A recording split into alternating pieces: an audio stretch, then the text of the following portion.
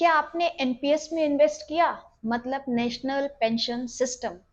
अगर आप government employ नहीं है और आपकी कंपनी में आपको पेंशन नहीं मिलती, this is the best thing, जहां पर आपको 60 इयर्स के बाद रेगुलर पेंशन मिलेगी। और इससे आपका फ्यूचर भी सिक्योर रहेगा, क्योंकि ये गवर्नमेंट बैकएंड फंड होता है, जहां पे काफी रिस्क जो है वो कम होता है। आइए जानते हैं इसके बारे में कि आप नेशनल पेंशन सिस्टम में कैसे इन्वेस्ट कर सकते हैं, कहाँ पे अकाउंट खुलवाना है, क्या लिमिट्स हैं। चलिए देखते हैं।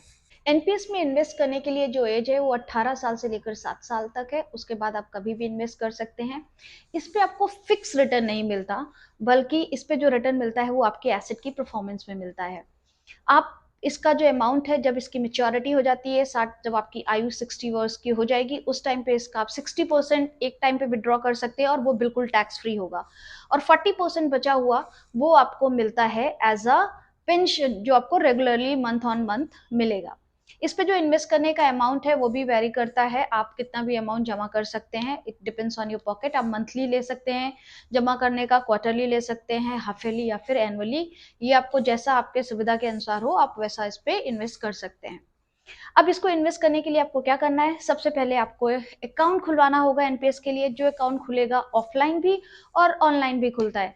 आपको जाना है एनएसडीएल या फिर कार्वी वेबसाइट पर, वहां पर जाकर इसका अकाउंट खोलना है, या फिर आप नजदीकी ब्रांच में जाइए जहां पर एनपीएस के साथ इनका टाई अप है, वहां पे भी जाकर आपका अकाउंट खुल जाएगा। नॉर्मल केवाईसी प्रोसेस होगी, अकाउंट ओपन होगा और उसके बाद आप इसका आपको यूजर नेम और पासवर्ड मिल जाएगा और आप फिर उसके बाद इस पे इन्वेस्ट करना स्टार्ट कर देंगे। जो भी आपने फ्रीक्वेंसी सेलेक्ट की होगी उसके अकॉर्डिंग स्टार्ट हो जाएगा।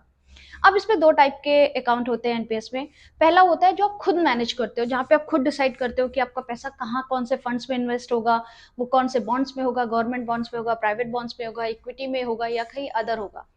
और दूसरा तरीका होता है कि आप किसी को दे दो जो एक्सपर्ट हो, जो एनपीएस फंड मैनेजर्स होते हैं, राइट। वो मार्केट रिसर्च करते हैं और उसके बेसिस पे आपका पैसा इन्वेस्ट करते हैं। कुछ ऐसे फंड्स हैं जिन्होंने लास्ट 5 ईयर में बहुत अच्छा परफॉर्मेंस दिया है। उनमें से एक है आपका एलआईसी फंड, दूसरा आपका एचडीएफसी पेंशन फंड है, तीसरा आपका एसबीआई फंड है, जिसने 9 to 12% के बीच में मैक्सिमम रिटर्न दिया है। सो आप फंड मैनेजर के अगर हाथों में अपना पैसा देंगे, आपका पैसा सुरक्षित होगा और अच्छे फंड्स में इन्वेस्ट भी होगा और आपको रिटर्न मिलेगा। बट हाँ, उनकी कुछ फीस होती है जो वो चार्ज करते हैं आपका फंड मैनेज करने के लिए, which is like very minimum, is like 0.01%। सो ये सबसे सस्ता चार्जेस वाला फंड भी है, मैं बोल सकती हूँ। मैं बोलूंगी एक ऐसी टैक्स सेविंग स्कीम है जिसपे आप दो बेनिफिट उठाते हो। पहला, आप 1.5 लाख का जो आपका एनुअल गवर्नमेंट डालते हैं एटीसी में, वहां पे भी आपको इसका बेनिफिट मिलेगा।